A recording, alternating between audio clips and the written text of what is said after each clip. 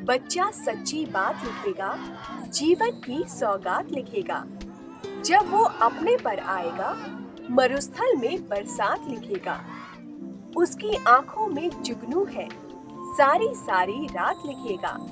नन्हे हाथों को लिखने दो, बदलेंगे हालात लिखेगा। ढोल और नगाड़े बजाते हुए ये बच्चे किसी खेल में हिस्सा नहीं ले रहे हैं। ये अपनी समस्याओं को सुलझाने के लिए बाल पंचायत बुला रही है।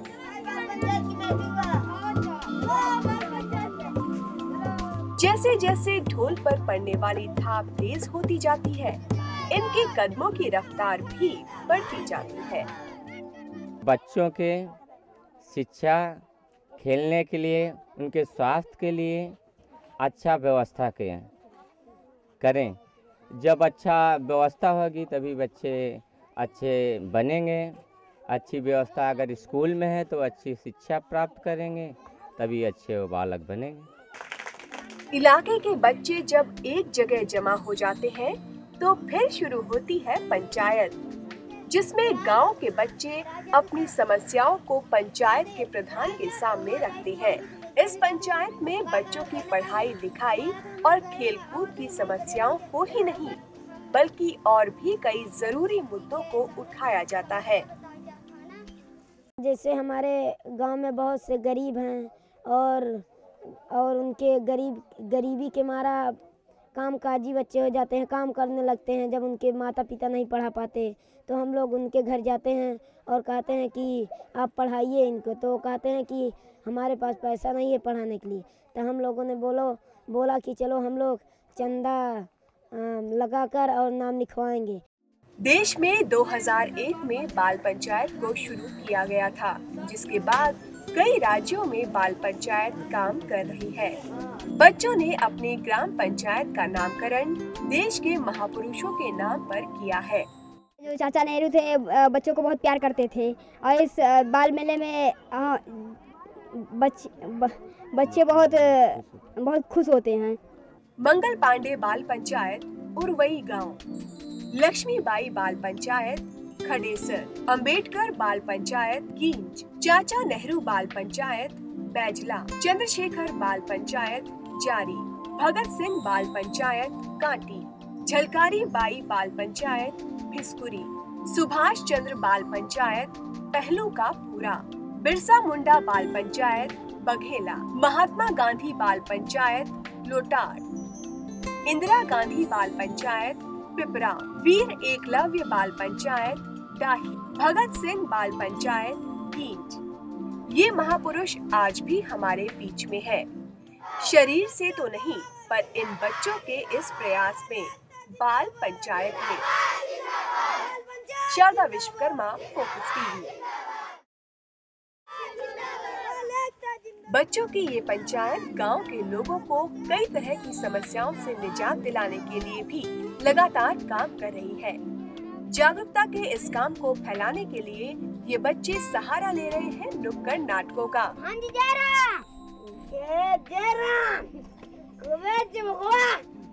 आइए। हमारे घर 2 बार किया है ना, बताओ गाय। इन नुक्कड़ नाटकों में होता है संदेश उन समस्याओं पर जिन्होंने जकड़ा हुआ है गाँव को। हम गरीब है, हम हमका कॉलोनी दे दे, राशन कार्ड दे दे। बच्चों का टीकाकरण नहीं होता और बच्चों को पोषाहार नहीं मिलता। इस सब समस्या को लेकर हम लोग कई बार जसरा भी गए थे और अपने अधिकारी वहाँ बताए थे। हम लोगों ने सब बाल पंचायत के साथ ही मिलकर वहाँ गए थे। बाल पंचायत के सदस्य गांव की साफ सफाई का भी काम करते हैं। वे इस बात का खास ध्यान रखते हैं कि गंदगी के कारण गांव में किसी तरह की समस्या न हो।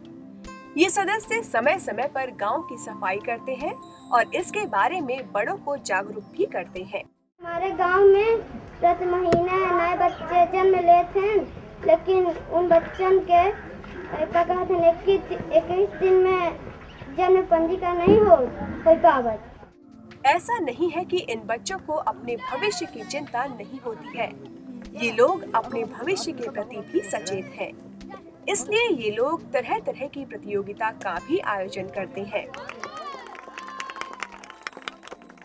इसके अलावा ये लोग अपने हाथों से घर, बंदूक सहित दूसरी चीजों को बनाने का अभ्यास भी करते हैं। हम ट्रैक्टर बना लेते हैं, मोटर कार बना लेते हैं, स्कूटर भी बना लेते हैं। मेरी ख्वाहिश सिर्फ इंस्पेक्टर की है। कहते हैं अगर इंसान में हुनर हो तो वो बड़ी से बड़ी समस्याओं का सामना कर सकता है, और इन बच्चों का यही हुनर इन्हें आर्थिक समस्या से लड़ने का रास्ता दिखा रहा है। Sharda Vishwakarma, Focus TV.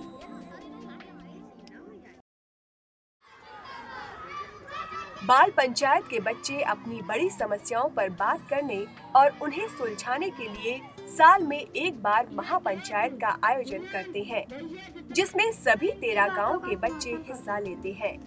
इसके अलावा हर महीने मिनी पंचायत का भी आयोजन किया जाता है। ये पंचायतें हर गांव में अलग अलग बुलाई जाती हैं।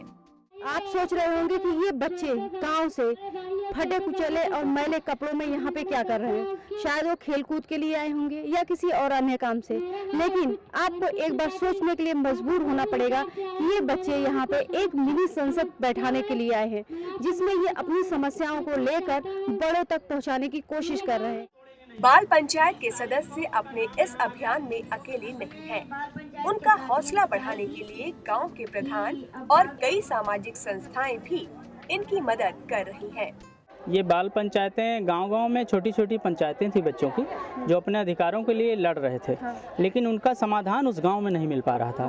तो उन्होंने कहा कि इसका समाधान व्यापक स्तर पर है। तो व्यापक स्तर पर समाधान के लिए वो लोग आज यहाँ इलाहाबाद में आए और उन्होंने कहा कि कई गाँव के बच्चे हम लोग मिलजुल कर एक महापंचायत के माध्यम से कुछ निर्णय लेंगे।